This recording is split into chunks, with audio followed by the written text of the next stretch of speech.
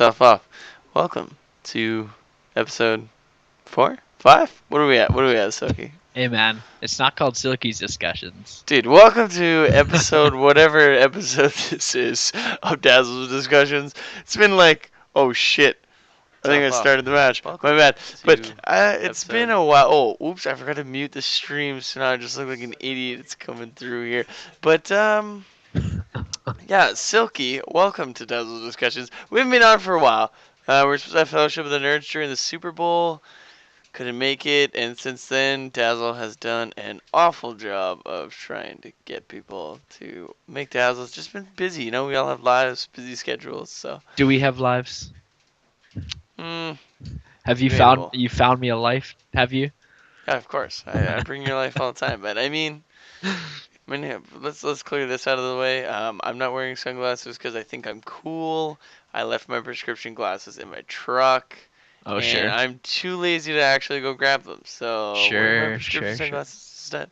Well, do you want me to be blind? Is that what you want? No, not at all. All right. Well, thank you. I Welcome. kind of need to see. So, Silky, let's go over some of the games. Let's recap. Week 1 Week 1. of the regular season started. So, I mean, I was pumped. I was pretty stoked. What about you? Yeah. How did it feel to be back casting regular teams? It was really good. Yeah, just I think casting like regular teams and casting some of the best teams. Qualifiers were fun, but it was kind of Clown Fiesta-esque games here and there, and it's nice to get into kind of the more serious aspect of the regular season for sure. Yeah. And I mean, so let's see. We had 8 teams qualify. So let's run through those quick, just in case, someone watches this and they're like, what is this? Well, we have 8 teams now. So we've got Anixia Esports, our team from the United States that are sponsored. Look like hot rods coming out of the qualifiers. We've got Viz Major, formerly known as Thunder Ducks, returning second place team coming back for their second go at the split, I suppose. We've got Fellowship of the Nerds, another returning team, placed 3rd last season. We've got Argon 53, new team, did quite well in qualifiers. We've got Team Malicious Intent. It's Team Malicious Intent, not just Malicious Intent, right? Team X? Yes, correct. Thank you. That is formerly Vicious and Delicious, our champions from last season. Brand new team, pretty much, though. Really only Mo Money left on that team. We've got RDS, Revolution Death Squad. They are coming into qualifiers as well. We've got ADP, and who just barely didn't qualify last season. And then we also have the Sasquatches. And I mean, both them and ADP actually qualified out of tiebreakers last week. That's right. So kind of exciting. Finally got our main 8 teams that we can really sit down and focus on. Exactly. Yeah. That's kind of scary. Sorry, I'm noticing how much glare actually coming off my sunglasses right now. I can see quite a bit. That's okay. That's okay, man. That's all right. I don't really like it, but okay. So day 1, I had class. I wasn't there. I believe Silky, you and Big Booty Bodie were pretty hyped to actually talk about this match. It was Anixia Esports versus Viz Major.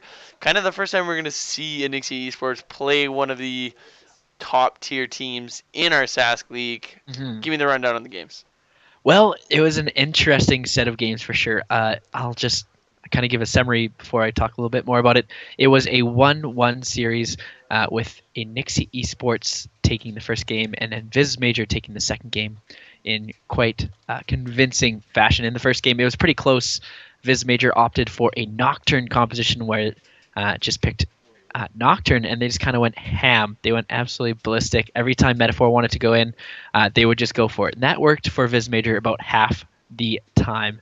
The other half the time, they kind of overextended, or they just saw a Lux out in the open who was being played on the other side of the Rift in the mid lane for Anixia, and they just kept going on Lux.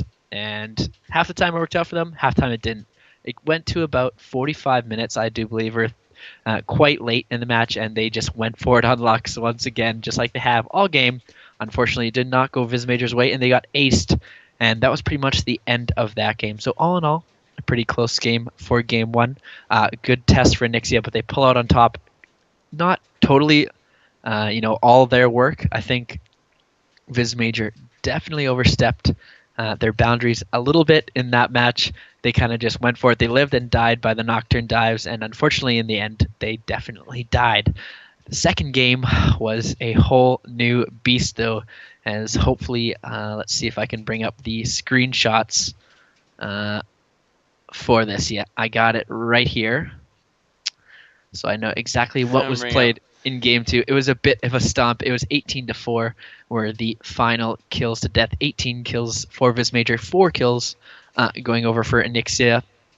I'll give you a rundown of the competitions real quick. Fiora played in the top lane by Panda. Elise in the jungle for 4-2. It was Lissandra in the mid lane for Taeyong, and Janna Lucian in the bot lane. And on the other side, it was Trundle, Gragas, LeBlanc, Callista, Thresh. And Azir actually has been huge on Callista for Anixia Esports, but unfortunately this game he did not go off at all, as things just weren't looking good right from the top lane. Tiny Warhead on Anixia Esports finished the game 1-7-1, kind of got a little bit of the Dyrus treatment, got camped a little bit, was very, very starved, and Panda was absolutely huge this game, and so was Metaphor, or 4-2, I guess he's now known as, who finished the game 9-1-7 on Elise. And that game, it just wasn't really close at all. It was a 26-minute victory for Vismajor, and yeah, that's all there is really to say about that game. Quite the stomp. Close game one. Game two, Anixia ran into their first competition of the season so far, and they didn't handle adversity well. Yeah, I feel like game one seemed pretty close. It looked like it was really back and forth, but I think it was that one kind of wonky engage by Vismajor in that last team fight. Yep. Didn't really look like they were very decisive. Definitely threw that game kind of a little bit. I wouldn't say it really threw the game. I guess it was pretty close, but Yeah, they lived and died by 4-2 going in on Nocturne. but that's Pretty yeah, much it's it. definitely his play style though. And I Yeah. mean game two, yeah. You know what? No, I don't know if it was necessarily Tiny Warhead getting camped. I think that was more just having his comfort picks. They got the Fiora top, which Panda absolutely loves, and I'm pretty Uh-huh. sure he actually ended up getting a solo kill even though he got ganked early. And 4-2 spent so much time in that bot lane, which is really the kind of dominant part for like an Azir usually he just goes off, especially when he gets Callista. So the camp bot lane, I think, really put them behind. And yeah, it's like you said, I'm not sure if they're used to playing from behind because it looked like they just kept trying to force things even though they were so far behind. It kind of crushed him. Yeah, and well, another thing I didn't really note, Pistol, who has actually been one of the top junglers in qualifiers, was really he was kind of a ghost in this one. Really wasn't seen. Before the match, the casters said that if Trundle wasn't looked after in the top lane, he wasn't going to do well in that matchup, right? Trundle into Fiora is not the best of matchups. In extended fights, I guess Trundle has a little bit of an edge, but as long as that grand challenge is up for Fiora, the Trundle's not going to have a good time, and that was very, very evident. Like you said, there was a gank in the top lane. That was the only time I think I saw Pistol gank, and Panda was able to take a kill out of that one. Take him down with him. So yeah, it was a rough game overall. And 4-2 did camp a little bit in the bot lane, but he was everywhere. He ganked top lane for Panda, and he ganked in the mid lane as well. So it was an interesting game. I mean, I don't want to sound biased, but it was kind of nice seeing Anixia Esports played. It was, I mean, I think sometimes it's good to get kind of a reality check, like, hey, you're not just gonna walk through this. Mm-hmm. Like we do have competitive teams in this league, and it was Yeah. nice to just see, like, okay, so these top tier teams can still take games off of this, who look dang near invincible.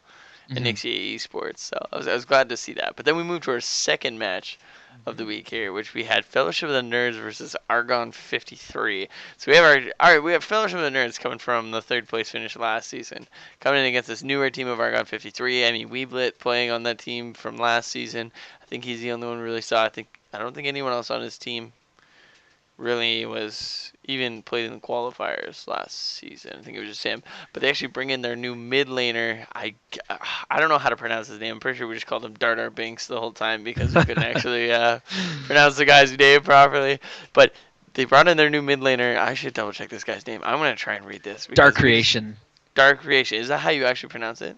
With the It's X, just X in Dark the end? Creation. Whatever. The X is silent. It's a aesthetic thing. I don't know. Oh, okay. Dark Okay. Creation. Yeah, it's just we'll say it like that for now until we get corrected. All right. If he's got a problem, he can more than come at We're me. we're innocent until proven guilty Exactly. on that Exactly. one for sure. That's kind of the important thing. So, but so that game we come forward with, and I felt Argon 53, once they brought in that new mid laner, they moved their mid laner to the top lane. So they kind of have a jumbled roster. So my initial impression was, all right, we got Fellowship of the Nerds coming in. They've had the same roster, no changes. We should see them just kind of like steamroll Argon 53 having a new roster. They had some questionable games in qualifiers. So I was like, not 100% sure who's really going to take this, but the first game there, it looked like Fellowship of the Nerds really caught on their back foot. They had a good laning phase. They started off kind of close. The bot lane kind of getting shoved in, and then out of nowhere, it was just boom. They tried to do a 4-man tower dive. It kind of got put back on their head, but I didn't really like the draft coming up from Fellowship of the Nerds. They had a really awkward draft with that Vlad pick top. Yeah. Didn't really work out. No, it doesn't really work out. Vladimir really needs to get ahead and kind of snowballs. Has a really strong laning phase, but into a tank like Nautilus who just really doesn't care, just gets tanky and doesn't really care who he's up against. Yeah, it wasn't going in their favor. Vladimir did get a couple kills off some skirmishes and some early team fights. 440 was his stat line, but I think just a lack of damage coming out from the draft from Fellowship of the Nerds. I don't know if you would agree with that, but I would go with that too, though, because he did really well. Harablo did very well in the early parts of the games, but once it came to trading with Nautilus, once he had that ZZ route portal and the banner, he had so much MR, he was just taking him on 1v1, and he had good trades. The tower dive got him 2 kills, but then it just seemed like the team was kind of lost. Then I think Weeblit had like a perfect scoreline that game of assists, and they just had so much engagement with that Yasuo, just easy follow-up. You had the Alistair Yasuo combo just destroying Nautilus, also enabling him with that. So, yeah, it wasn't kind of a questionable draft on that side of it. And then game 2 going forward, it was a bit of a closer match. We saw a little bit of a better draft, but then once again, Argon 53 just kind of pulled ahead at the end and just went nuts for it. Argon 53 did? Yeah, I do believe they 2-0'd them. Nope, they did not. Was it 1-1? It was a 1-1. It was a 1-1. Fellowship of the Nerds took game 2. That's right. The Sivir quadra kill. Sorry. So Argon 53 came out of the gate strong. And then I think they picked one bad team fight around Dragon and then ended up giving Baby Truck a quadra kill on that Sivir. That ricochet is absolutely ridiculous. Absolutely disgusting. Once Sivir gets to the late game, gets those 6 items or 5 items, what have you, it's pretty disgusting. Sivir late game champion, confirmed with this new recent buffs with all the crit she's dealing, so much shredding of tanks, so much AoE damage in teamfights. Well, the fact that your ricochets can crit is absolutely absurd. like I just said. Yeah, so but that's the thing, and so once that fight kind of kicked in, it was like, oh, we might see ourselves a little bit, and then they kept finding these kind of scrums that looked like Argon 53 started winning, but they had the Katarina pick that game, and they just weren't able to find anything. He had the Dark Creation found a few early kills, and it looked like he was going to try and snowball that, but they just couldn't find the initiation or for him to really do anything in those team fights, and he became so useless at that point. I think they just started pushing in right, and then they tried to force one of the pushes under turret. Argon 53 turned that, delaying the game longer. So I think finally they caught on. They're like, all right, just put down the portal, let the minions push in, play a little more patient. Ended up picking the victory there. So yeah, sorry, you were right. That was a 1-1 split because the next day, I believe, was that. So I don't know. I don't think we saw Fellowship of the Nerds at their quite last season status towards the finals there. I think they got a little bit of work to do. I kind of think I've been told they haven't really practiced all that much, so maybe playing a little more games together, pulling themselves together, trying to get some more practice out. Because they weren't looking that strong. But I not to take away from Argon 53, their early games, their rotations were actually really strong. They were very objective focused, and it usually snowballed that lead. Yeah, usually. Yeah, the Katarina pick in that game, I wasn't sold on it. Late game, there's just too many things to counter the Katarina. Couldn't get a full ultimate off with all this knock-up and displacement. It just didn't really work out for them, which is strange because I feel like Weeblet's kind of like that mastermind in the pick ban. A little bit surprised he let that one slip through. See, here's the thing is, I do believe Katarina was banned game 1. Fellowship of the Nerds banned Dark Creation in the first game, so when it was up the second game, I believe he picked it. So maybe a Katarina ban. But also, when you have someone new coming in, it's kind of questionable. It's like, oh, okay, well, what does this guy play? Maybe they didn't have a lot of practice with him. Put him on his comfort champs, because you can't just force someone, all right, play this because it works. Synergy with someone, just kind of hope it snows well. Didn't really work out, but I think with a little more practice, even Argon 53 could look a lot stronger. But have to see where they go from there. And then our third match of the week, I guess, we had Team Malicious Intent versus RDS. And this series was pretty much showing why Vicious and Delicious is kind of a top contender team. I mean, they had a very interesting draft the second game. I guess we can talk about the first game. The first game, I don't know. I don't even know if there's much to talk about that first game. It was pretty clear to stump. Yeah, 31-17 were the kills. I didn't catch most of this game, unfortunately. But yeah, just pretty much the TLDR was Vicious and Delicious, or sorry, Team Malicious Intent as they're now known. Different roster, but same results as last year, pretty much. Yeah, I just, it was hard. It was just, I don't know if they got out drafted. I feel like RDS did pretty good with some of their In game drafting. Yeah. I felt like their draft was okay. Except for the wait. Are they except the for one? jungle No, they picked Rammus, didn't they?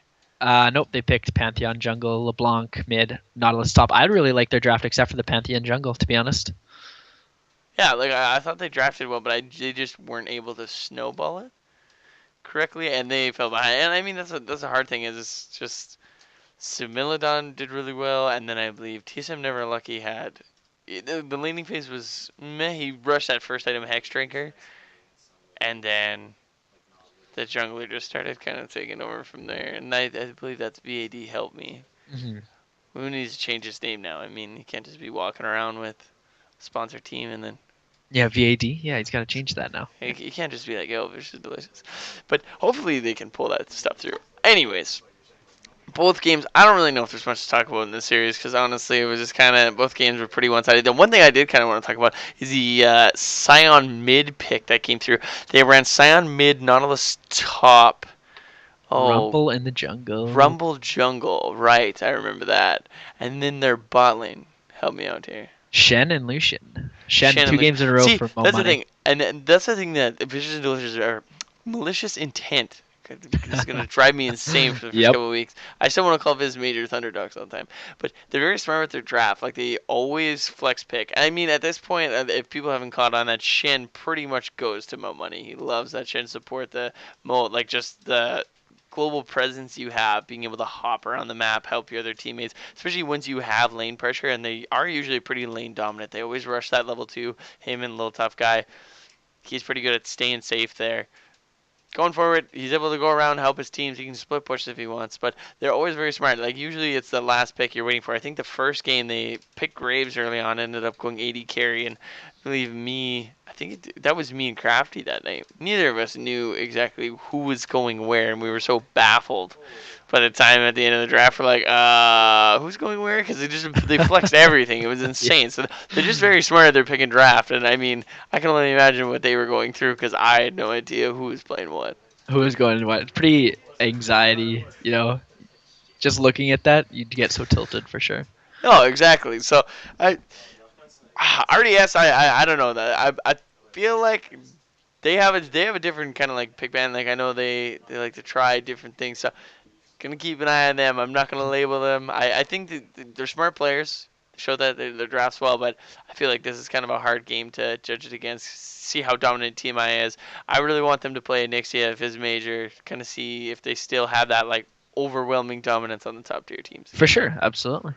So then our fourth series, we had ADP Gaming versus Sasquatches, the two tiebreaker teams coming in against each other, and I'll let you take it away because you casted those games. So why don't you fill us in what happened there, Silky? Yeah, well, it was unfortunately a 2-0 for ADP Gaming over Sasquatches. Game 1 was a pretty dominant game for the ADP squad. They were able to take it 27 kills to 5 kills in just 22 minutes, and it was basically just all around great team game from ADP. Sasquatches had very weird picks and didn't play their composition right.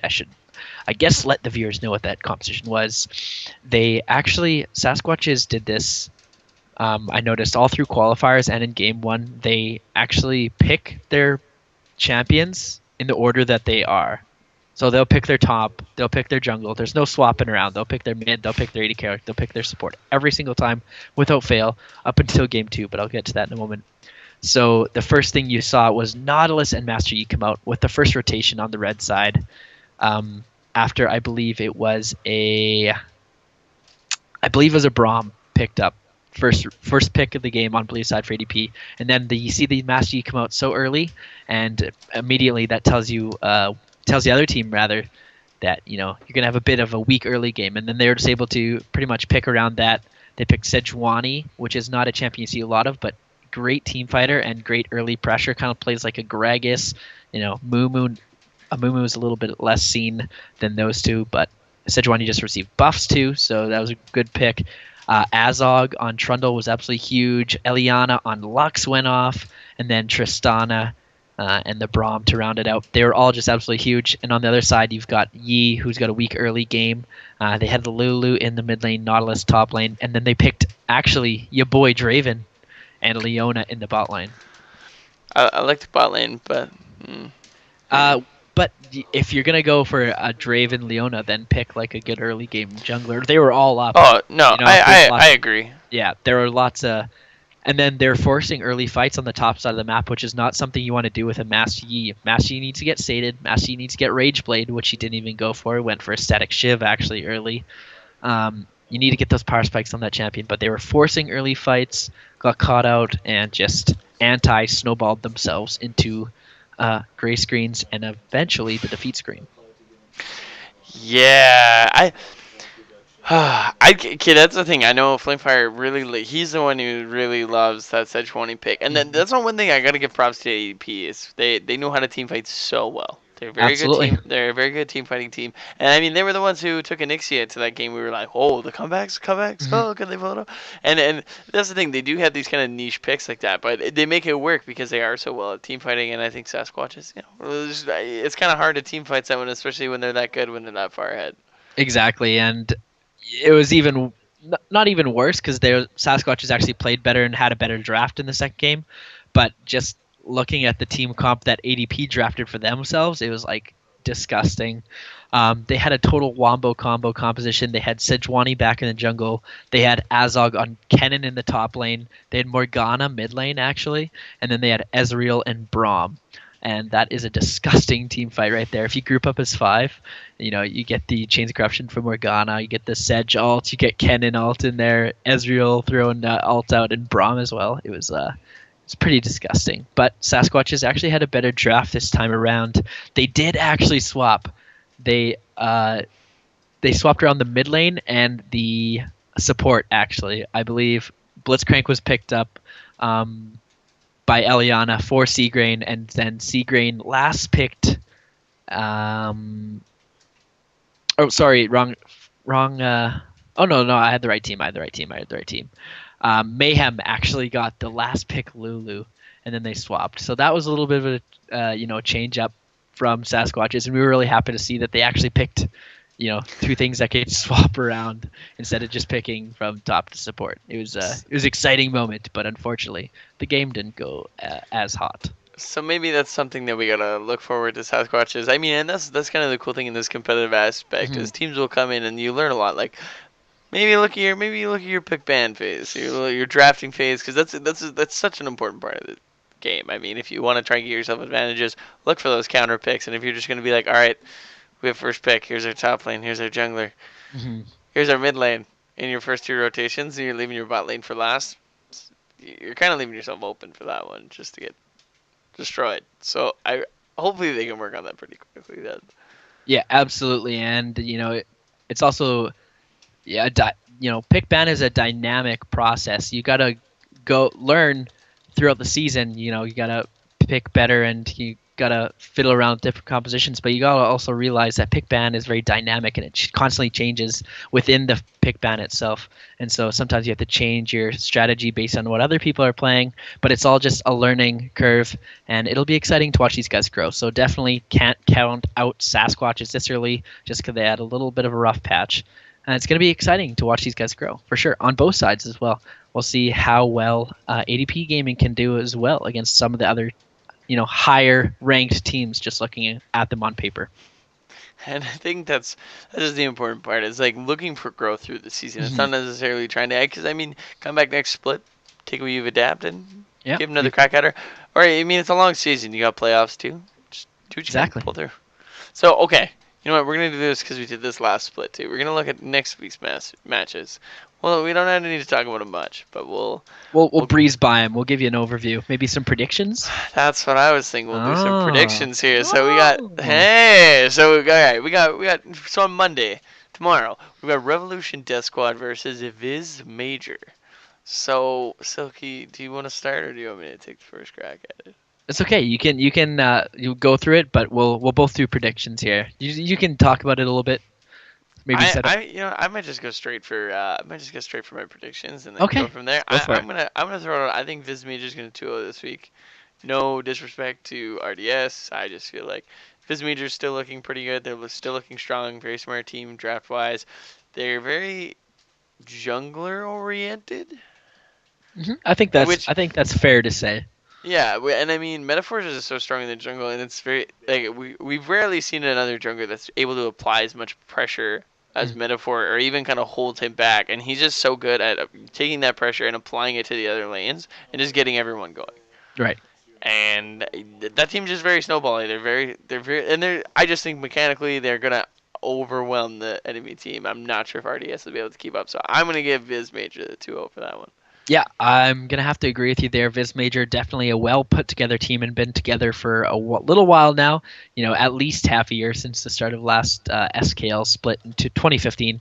Revolution Death Squad coming straight from the qualifiers, just making it in for the first time. They were in qualifiers last season, but unfortunately didn't make it through. But coming up against the runner-up from last year, it's not the most favorable of matchups. So I think Revolution Death Squad should go into this game, or the two games, wanting to learn a lot. I think that's something you have to do when you're going into these games. That it seems like you're up against one of the better teams. You have to learn, and you can definitely learn some things from the series and take that into your other series, maybe take some games off some other top teams and make your way into playoffs. And things can happen over the course of a season. We've got 7 weeks of growth here.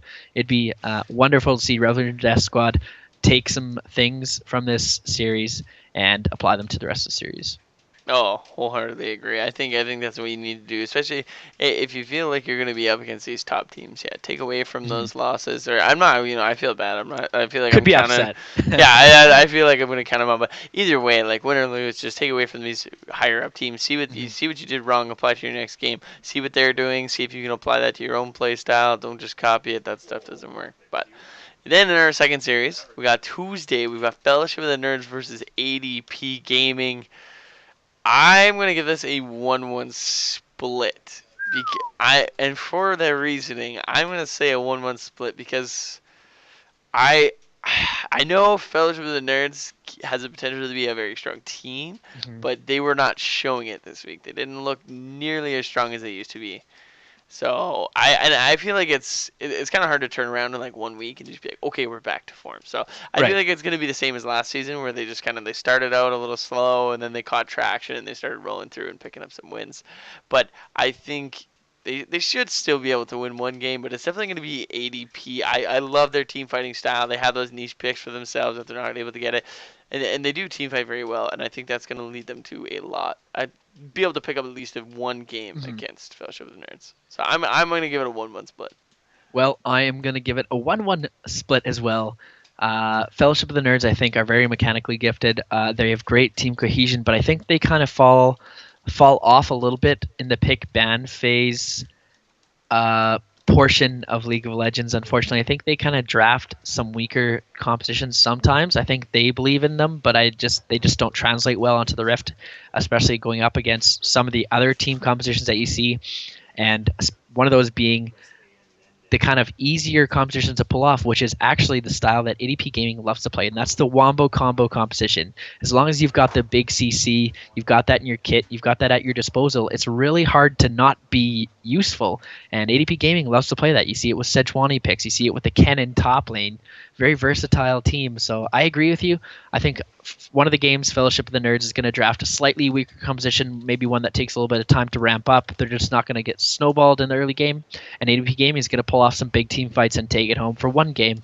I think Fellowship of the Nerds is a good enough team, though. I think they're going to take the other game off ADP Gaming, show their stuff, But maybe ADP Gaming takes a 2-0, with their kind Yeah, of team fighting oriented. Who knows? We could be in for a bit of an upset, if you will. But I'm going to call it 1-1. I am definitely gonna see. I like that we agree on this because I like I call I just think ADP just got a phenomenal team fight. They're very good Mhm. synergy, and so yeah, I'm glad we agree on this one because I probably would have harped on you if you went either way. But I agree with you though. I think that it is likely. I'm gonna say 1-1 to be safe, and I think it is likely that ADP could sneak it out because of Likely? just. Holy. I'm just saying No because faith. if gotta have faith in the boys though. Okay. It's just they don't look like you're communicating as well. And I mean, you can take advantage of that, especially in team fights, man. One wrong move, True. done so. So then our third match of the week, we've got Team Malicious Intent versus RDS.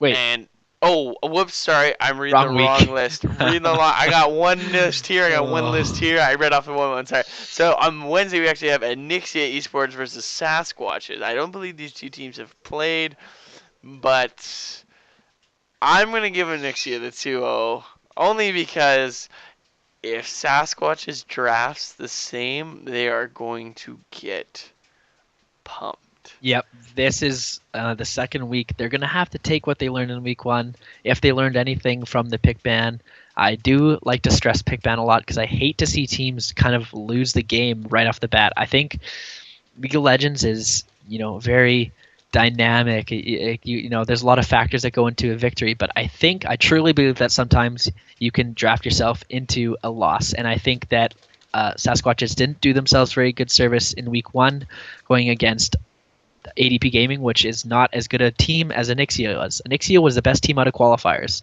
bar none. It wasn't even close. Anixia was the best team out of qualifiers. So if ADP Gaming can have that kind of success against Sasquatches, hopefully Sasquatches can change some things. But I think it's going to be the 2-0 for Anixia, and I think this is a really good week as well.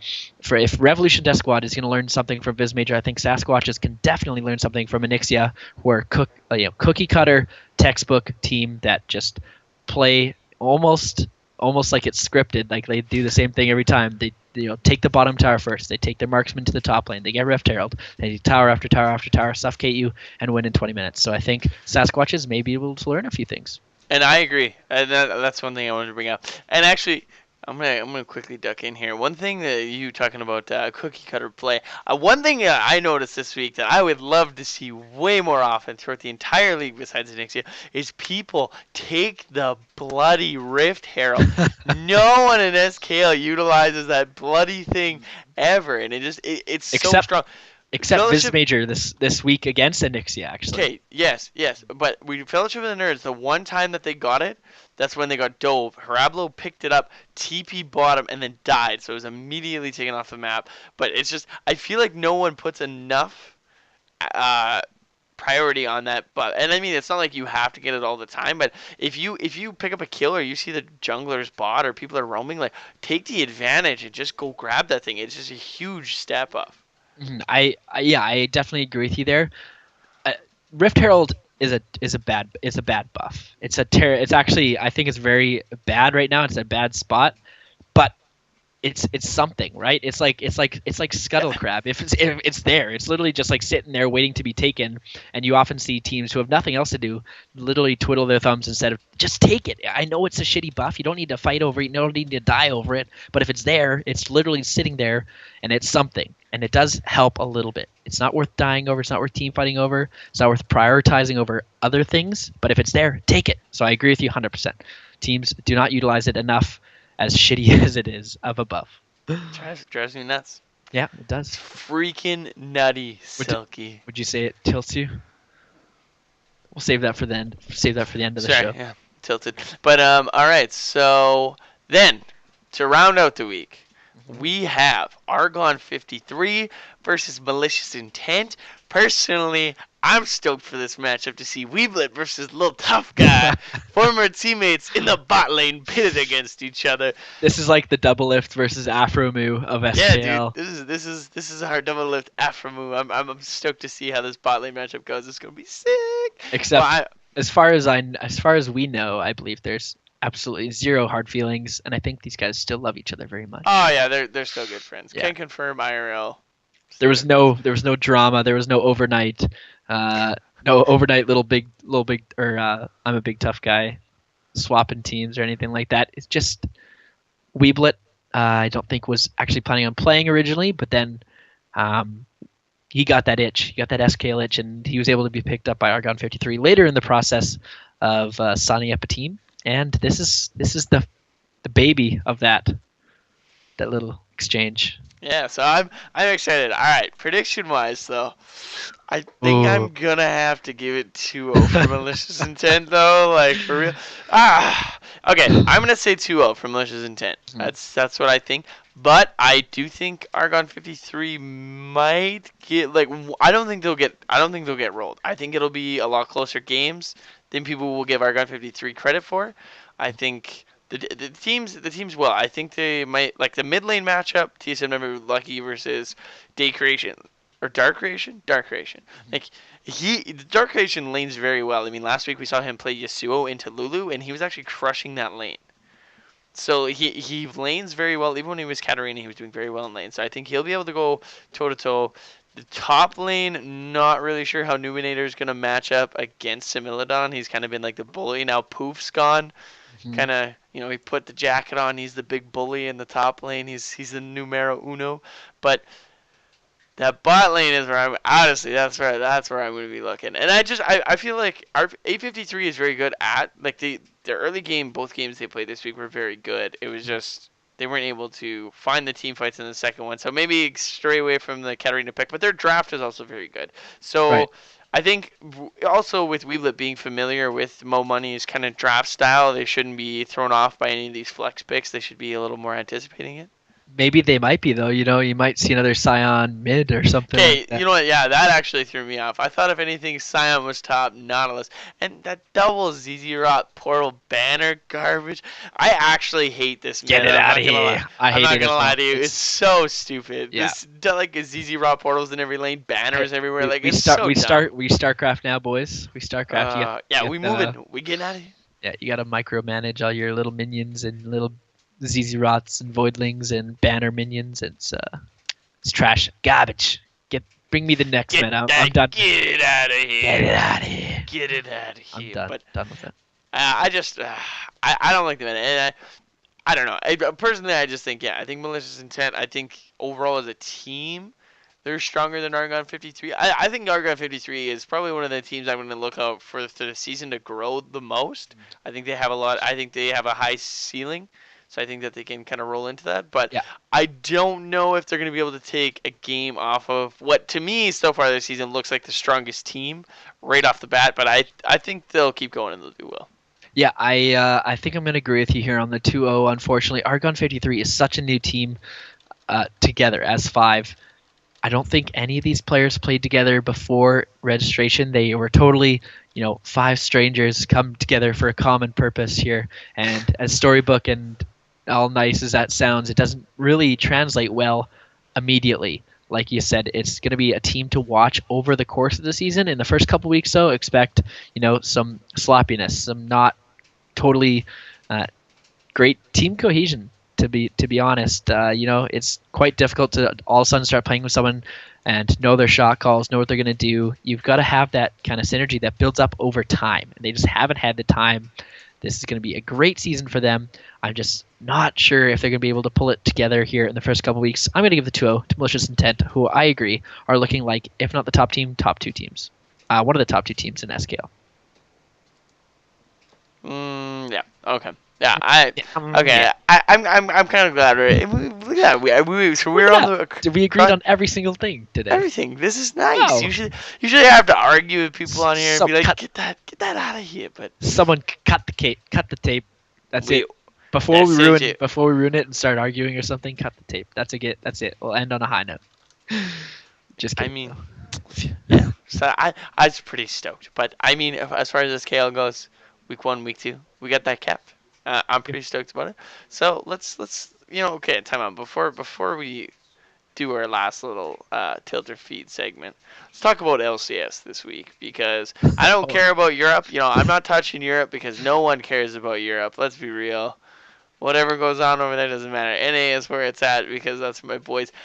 Team Dignitas getting the royal screw this week. Man, they played so well both games this week. They were up 9,000 gold at the 60-minute mark, and they friggin' lost in 68 minutes due to a greasy backdoor.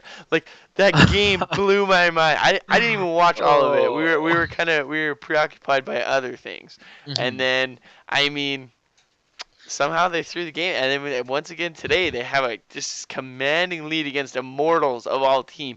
They're looking so crisp against Immortals, and for some reason they just turned their brains off or something, and they just started making ridiculous plays, and Immortals just punished them for it, turned the game around. That was a pretty long game. I don't think it was quite 60 minutes, but it was rough to watch. It was really rough to watch. 2 games in a row, absolutely heartbreaking. I'm in pain. I'm not a Dignitas fan personally. They've been an organization that's been around for a while, but they just haven't had much success. And I just really I feel they're like the underdogs. I feel like every single season, even though they haven't left, they haven't got relegated or anything. I feel like they're always the underdogs. I just wanted them to do so good. I wanted them to beat Immortals, have that feel good moment, have that little upswing. And to have it all come crashing down as a non-fan and be that crushed, I can't even imagine what it's like to be in their organization, on their team. It's nice to see them do well, but then to just to have it all taken away, it's it's that slap in the face for sure. I'm pretty heartbroken. Well, yeah, no one wants to see a team regardless if you're a fan of the team, no one wants to see this team just doing well and then also just, especially after such a rough season, and then it's like, oh man, that breaks my heart. So we played a 66-minute game the other day. Yeah. We know the emotional toll of that. Oh. Holy man. And that's just dynamic. That's just dynamic queue. That's some gold level. Challenger level. Yeah. Challenger level. Yeah. Dynamic queue. We were queuing up against TSM. Actually, beat them in 66 minutes. Yeah. Yeah, we just had a long game, and then I guess obligatory. Is that obligatory? Right? It's obligatory. Good. We'll yeah. Okay. Yeah. English is hard. It's okay. Renegades coming out of nowhere and beat my boys TSM. I'm not gonna lie, Yellow Star looks like garbage. So they can feel free to deport him back to Europe to try and get his skill, where I think it's still in his suitcase at the Fnatic house, because I have not been impressed with his play at all since he's got to NA. And I mean, I was a big fan. I was so stoked for this. The only person I wasn't looking forward to being on TSM was Sven Skaren, because he's super inconsistent. But when Sven Skaren is making me happier than Yellow Star, that's you hate Sven Skaren. You hate him. Not as much as Seraph hates him.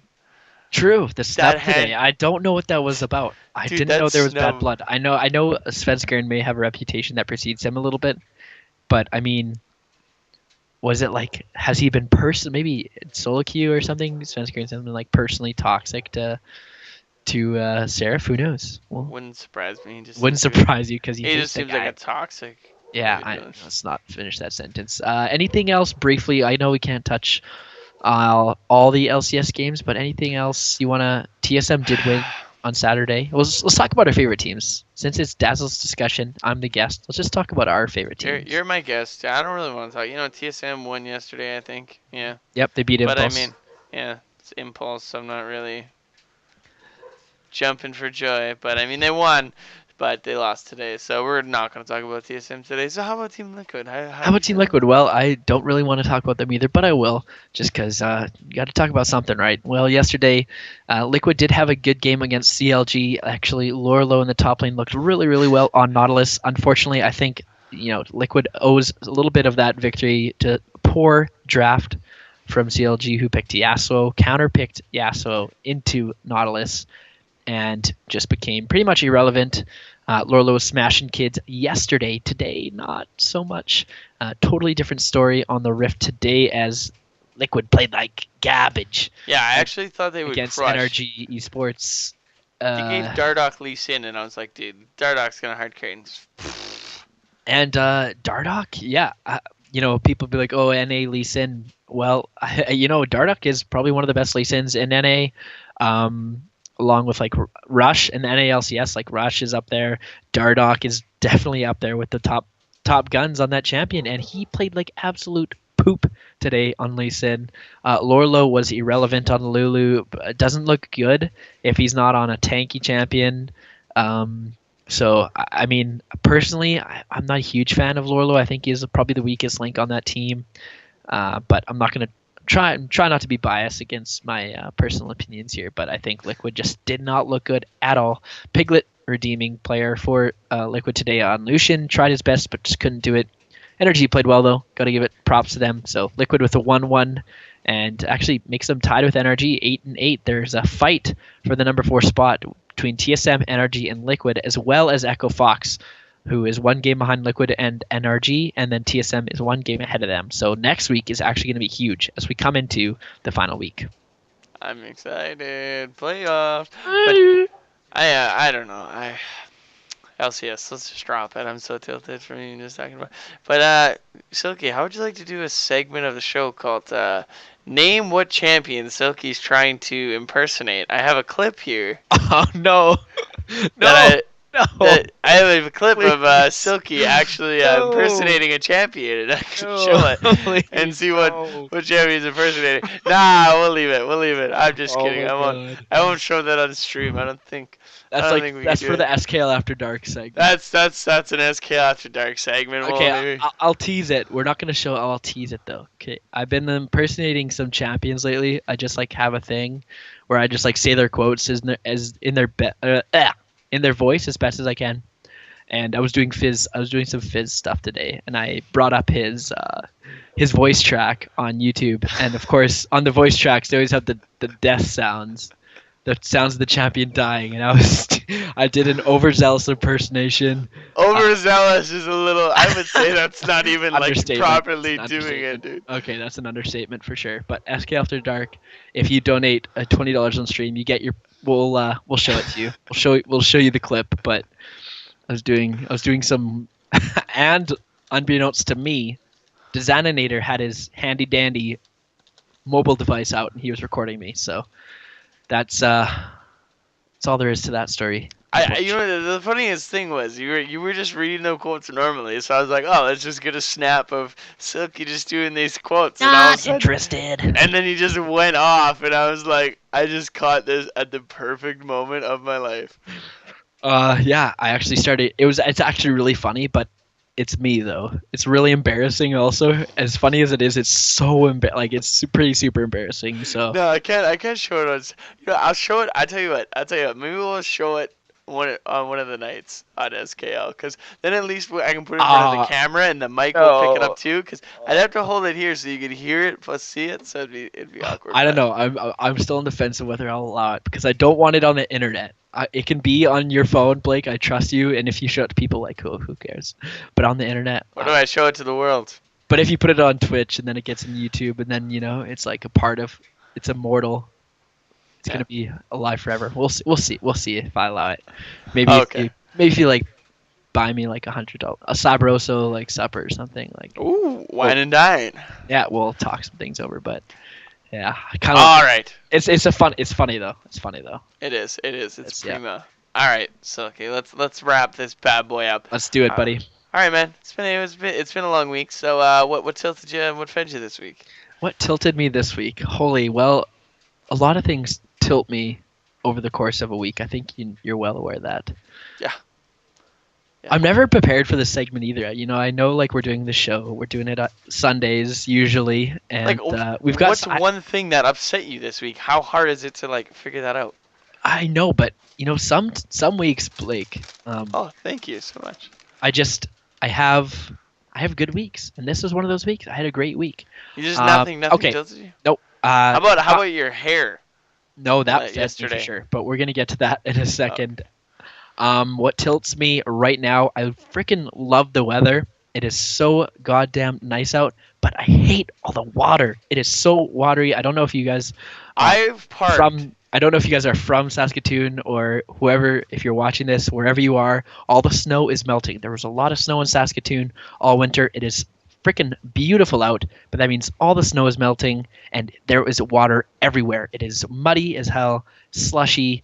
It's still a little bit cold and like damp, and it tilts me that it's so beautiful, but I'm getting so wet and miserable from all the water that's on the ground. All right, this isn't like this also tilts me, but I'm not going to use the same. I just want to get my 5 cents in because I have parked in puddles pretty much every day this week, and it's dropped me insane. And then I also hate it because my truck looks like a goddamn dirt mound because whenever the snow melts, it goes under the streets by my house, and because I park on the street, every vehicle that drives by splays. My truck is so dirty I cannot see out of my side mirror because my window is so disgusting, and then on top of the dirt that's on the mirror, it's gross. I need to wash my truck. Like, it actually looks awful. Oh yeah, But like I pretty much I've got a white car. I'm pretty much giving up on washing that thing you for understand the next it. month.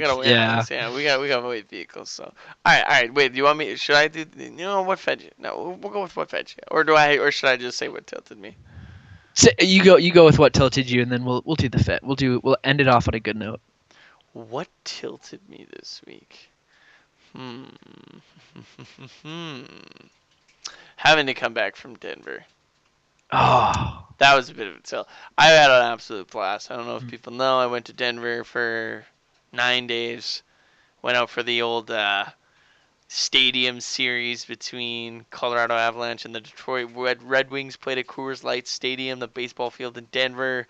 Went down there, watched a couple of games. Actually got pulled on court at the Nuggets game. They pulled me down to be the hype man. your 5 minutes of fame.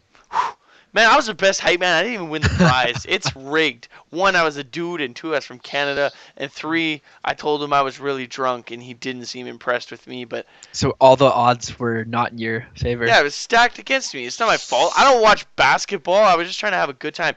But we had sick matching sweaters. I'll post it on Twitter. Actually, I think I posted it on Twitter. Check out the sick matching. I'll wear it one day to cast this week. I'll wear my sick Nuggets sweater to cast this week. Wait, Talen's at your house? Yeah, Talen's right behind me. Oh, sorry. He's over playing Smash. You didn't know Talen was there? I can't see you because you like this for the stream purposes. You don't have the video showing on Skype for me, so I can't see you, but you can see me. Oh, that's right. Because it's better quality video if I just put my video feed. Yeah. Okay. Yeah. So. But sorry to interrupt you there. I just noticed in chat that we had some. No, it's okay. Some wantings for our good friend Talen there in the background, the Smash Bro God. Yeah, so I really think that's really the only thing that tilted me this week. I mean, it was kind of hard to tilt me this week. I had a really good week. It was my birthday. You kind of have those like that depression coming back from like a nice place. Yeah, It was beautiful there too. Like no snow, plus like 12, 20 every day. It's starting to get here, but there's. I can really sympathize because I've actually been out of Saskatchewan so many times in my life. Like, yeah, it's awesome. Have you actually strung me? I don't go places very often. All right, I'll bring you. I'm a homebody. You'll take me somewhere? Silky, I'll take you somewhere. You carry me? Will you literally physically carry me? I will carry you out of Saskatchewan. Just like you carry me. Just like you carry me in League of Legends, you're gonna carry me in real life. I carry you all the time, even in IRL. Oh, God. Actually, no, it was DXI Edge I was carrying last night. Ooh. That also tilted me. He actually jumped on my back on the dance floor as a piggyback, and then he thought it'd be funny to just lean as far back as he could and try and dance upside down, and I didn't drop him. Wow, you're a beast. Should we get? All right.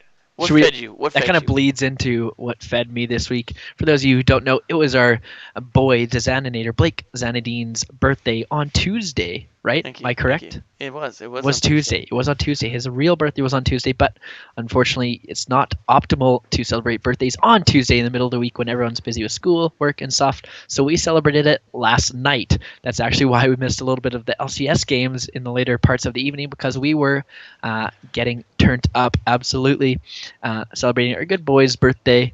And having some beverages, having some fun. We weren't too crazy, anything like that, but we had a good time. So that, Blake, is what fed me, and I, of course, have to thank you for being born and allowing us to celebrate that. Well, That's awesome. Thank you. Thanks for coming out. I appreciated everyone coming out and having a good time. The real thing is, that's not fair, because you took what I was going to say. Oh, shit. That fed me. I had a blast last night, though. No. I'll go something else. I had a blast last night. It was good. I had all the people out. I got to go two-stepping. You know I love me some dancing. You're actually a god. For those of you who don't know, and maybe for some of you who do know, Blake is a god at two-stepping. He loves outlaws. He loves dancing because he can show off all the filthy moves he knows. I'm not a And god. I mean, I'm The real two-step god is Skillos. He's the subtle two-stepping the king. subtle two-stepping king. Skillos was all sorts of having fun. I'll say that. He was having fun. Let's just say you guys might have missed out an opportunity to see the drunk casters actually ran into Jay Frazier's sister, who noticed the A casters. substitute for Fellowship of the Nerds. Ran in.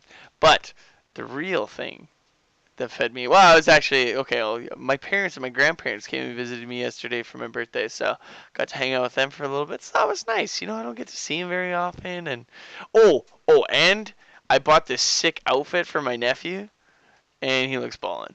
I haven't seen him wear all of it yet. They've only shown me, like, I bought him little sunglasses and a little, like, Bruno Mars hat. And I've only seen him wear them separately, but like when he wears them all together, he's gonna look so. And you did show me the pictures, and it was like I did. You know what? I'm just gonna. I'll show him on cute. stream. I don't even Beyond care. cute. You don't even care. You'll do it. I'll pop him. I'll pop him on here. He's all right. kind of cool. All right. It's the end of the show. We can do what we want here. Yeah, All right. So this we got no chains holding us down. So I bought him these shades because he's a baller. So he's sitting there, and then he's rocking his little Bruno Mars hat that I bought him too. So. Basically a legend, He's gonna look good. He's my little nephew. I gotta make sure he's looking baller, just like the rest of us. So he's a beast, though. So the real question is, are you ready for week 2? Because this is Dazzle's discussion this week. So we're moving on to week 2 now tomorrow. Week 3. Oh wait, week 2. I'm sorry. Put yourself together. Oh my God. That is what Federer tells us. So you know what? Thanks guys for. I guess we should also. Ceremony was also there, so there was 2 people from SKL / that we've met. See, we're just that isn't part of the crew. Yeah. Yeah, isn't part of the SKL crew. She came out and celebrated with squad. Actually, there's that Lara Hugo person that showed up in chat too. Yeah. Yeah. See, she was there as well. I think. Like I didn't see Pootie Tango 3 out at Outlaws last night. What? No Pootie Tang? No Pootie Tango 3. He didn't show up. Didn't see Splee there. It was.